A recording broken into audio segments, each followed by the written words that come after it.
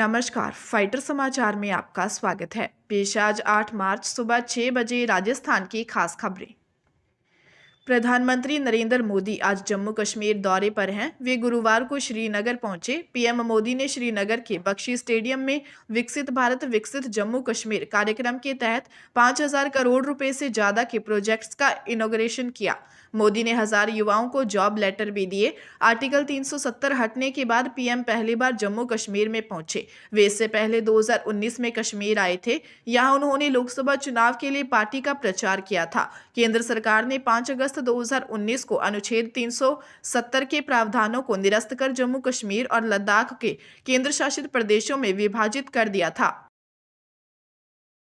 राहुल गांधी की भारत जोड़ो न्याय यात्रा राजस्थान में प्रवेश कर गई है। यात्रा ने रतलाम मध्य प्रदेश के सैलाना से बांसवाड़ा के दानपुर में एंट्री ली। राहुल राजस्थान के बॉर्डर तक खुली जीप में पहुंचे। यहां से वे बांसवाड़ा शहर के लिए निकल गए। बांसवाड़ा शहर में यात्रा का 3 जगह स्वागत हुआ, जहां रोड शो के बाद शहर के कॉलेज मैदान में राहुल की सभा हुई। इस दौरान कांग्रेस राष्ट्रीय अध्यक्ष मल्लिकार्जुन खड़गे, पूर्व प्रदेशाध्यक्ष सचिन पायलट, प्रभारी सुखजिंदर रंधावा, प्रदेशाध्यक्ष गोविंद सिंह डोटासरा, नेता प्रतिपक्ष टीकाराम जूली भी मौजूद रहे। इससे पहले प्रदेश कांग्रेस अध्यक्ष गोविंद सिंह डोटासरा, प्रदेश कांग्रेस प्रभारी सुखजिंदर सिंह रंधावा सहित अन्य नेताओं ने तैयारियों का जायजा लिया। यूको बैंक के सिस्टम में तकनीकी खामी का फायदा उठाकर गत वर्ष नवंबर माह में 820 करोड़ रुपए निकालने के मामले में सीबीआई ने जयपुर संभाग भर में 70 से अधिक स्थानों पर छापे मारे। बैंक और मित्र संचालकों के साथ ही घोटाले से जुड़े बैंक धारकों के ठिकानों पर दबिश देकर अनेक दस्तावेज और मोबाइल जब्त किए गए हैं। यूको बैंक ने 14 नवंबर को एसओजी जयपुर में शिकायत दर्ज करवाई थी। इस पर जयपुर के साइबर थाने में एफआईआर दर्ज की गई थी। चूंकि गड़बड़ी करोड़ों रुपए और बैंक के खाता धारक भी सैकड़ों हैं, इसीलिए जांच सीबीआई को दे दी। सीबीआई जयपुर, जोधपुर व अन्य शाखाओं की 70 से अधिक टीमों ने जोधपुर, फलौदी, लोहावट, औसिया, भोजासर, चाड़ी, बाड़मेर आदि जगहों पर एक साथ दबिश दी। देर रात तक कार्रवाई जारी थी। सीबीआई ने कई महत्वपूर्ण दस्तावेज व मोबाइल जब्त किए हैं।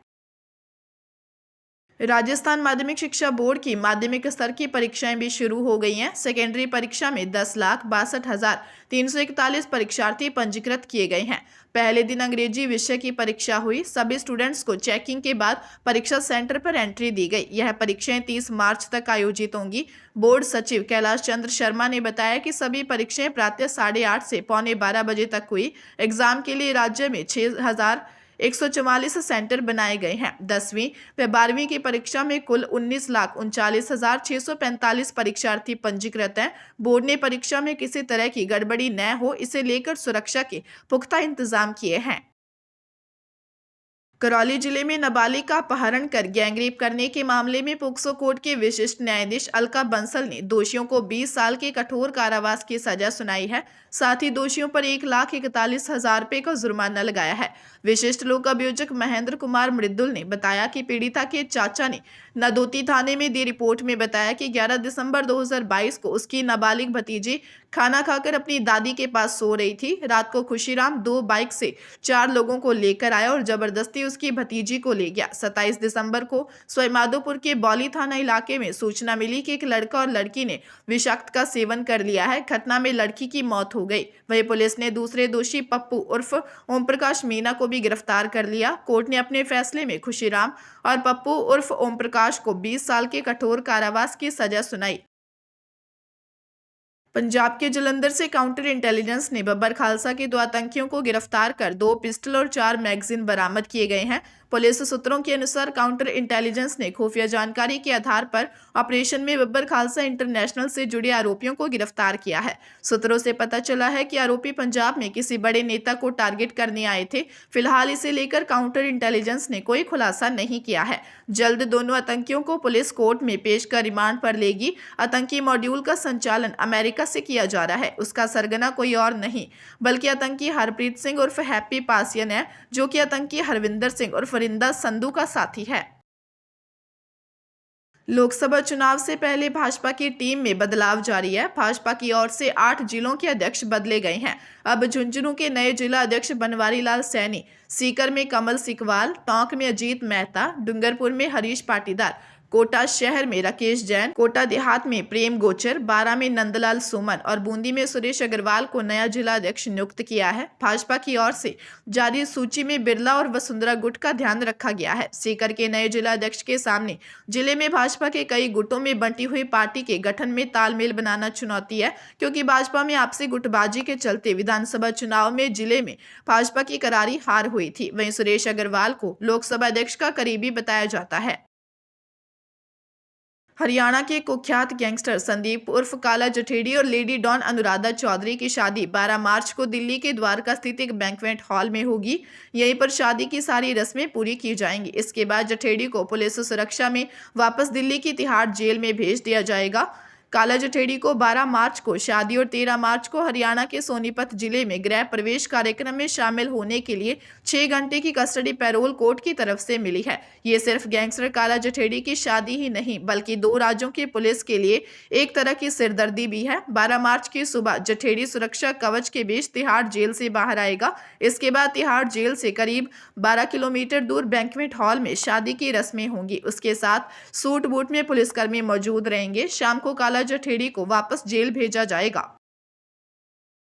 सोने का भाव पहली बार 65,000 रुपये के पार पहुंच गया है। India Boolean and jewellers association की वेबसाइट के मुताबिक 10 ग्राम सोना 556 रुपये महंगा होकर 65,049 रुपये हो गया है। वही चांदी में भी बढ़त देखने को मिली। ये 411 रुपये महंगी होकर 72,121 रुपये प्रति किलोग्राम पर पहुंच गई है। इससे पहले ये 71,710 रुपये पर थी। चांदी ने बीते साल 4 दिसंबर को 77,000 का ऑल टाइम हाई बनाया था। HDFC सिक्योरिटीज के कमोडिटी और करेंसी हेड अनुज गुप्ता के अनुसार आने वाले दिनों में सोने में तेजी जारी रह सकती है। गैंगस्टर लॉरेंस बिश्नोई का इंटरव्यू जेल के अंदर से सिग्नल ऐप के माध्यम से हुआ था। यह बात डीजीपी प्रबोध कुमार की अगुवाई में बनाई गई एसआईटी ने हाईकोर्ट में बताई। मामले में अभी और सबूत इकट्ठे करने हैं, जिसे लेकर एसआईटी ने हाईकोर्ट से 3 महीने की मोहलत मांगी है। एसआईटी ने हाईकोर्ट में बताया कि मामले की जांच चल रही है। गैंगस्टर लॉरेंस बिश्नोई का जेल से हुए इंटरव्यू मामले में मार्च 2023 को पुलिस ने लॉरेंस बिश्नोई के बयानों के आधार पर उस पर और अज्ञात गिरोह के सदस्यों पर जबरन वसूली, अधिकारियों से जानकारी छिपाने और साक्षात्कार के संबंध में सबूत नष्ट करने के तहत एफआईआर दर्ज की थी। दूसरी एफआईआर में लॉरेंस और गिरोह के अज्ञात सदस्यों पर आपराधिक धमकी देने, जानकारी छिपाने और सबूत नष्ट करने का केस दर्ज किया गया था। मामले में हाईकोर्ट द्वारा बनाई गई नई एसआईटी की जांच पूरी होने पर कई चुकाने वाले नाम का खुलासा भी हो सकता है। पाली जिले के सुमेरपुर में लाखों रुपए देकर दलाल के जरिए एक युवती से शादी करना युवक को महंगा पड़ गया। शिव कॉलोनी जूना खेड़ा रोड निवासी 32 वर्षीय महेंद्र लुहार ने रिपोर्ट दी कि शिवगंज में उसके चचेरे भाई की दुकान पर उसकी मुलाकात ललित प्रजापत और सुरेश माली से हुई। उन्होंने कहा कि गुजरात के नवसारी में उसके परिचित मुन्ना भाई अपनी भांजी की शादी उससे करवा देंगे। बदले में 20,000 कमीशन और दुल्हन के परिवार को 2.5 लाख रुपए देने होंगे। 18 नवंबर 2023 को वे नवरासी पहुंचे, जब मुन्ना भाई ने उन्हें 3 लड़कियां दिखाई, जिसमें से संध्या नामक युवती पसंद आई। 19 नवंबर को शादी करना तय हुआ और उन्होंने 2,70,000 रुपए ललित प्रजापत, सुरेश माली और मुन्ना लाल को दिए। 6 दिसंबर को दुल्हन भाई का एक्सीडेंट का बोलकर चली गई और वापस नहीं लौटी। अब वापस आने के लिए 5 लाख मांग रही है। पुलिस मामले की जांच कर रही है। सीकर जिले में शादी समारोह में शामिल होकर कार से घर लौट रहे 4 दोस्तों की कार का एक्सीडेंट हो गया। हादसे में 3 दोस्तों की मौके पर ही मौत हो गई। एक की हालत गंभीर है।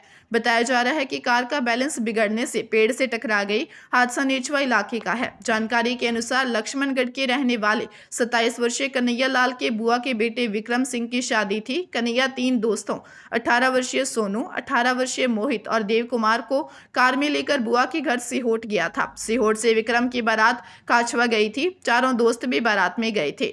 शादी में शामिल होने के बाद रात को कार से लक्ष्मणगढ़ लौट रहे थे। इस दौरान हादसा हो गया। हादसे में कन्हैया, सोनू और मोहित की मौत हो गई। पुलिस मामले की जांच कर रही है।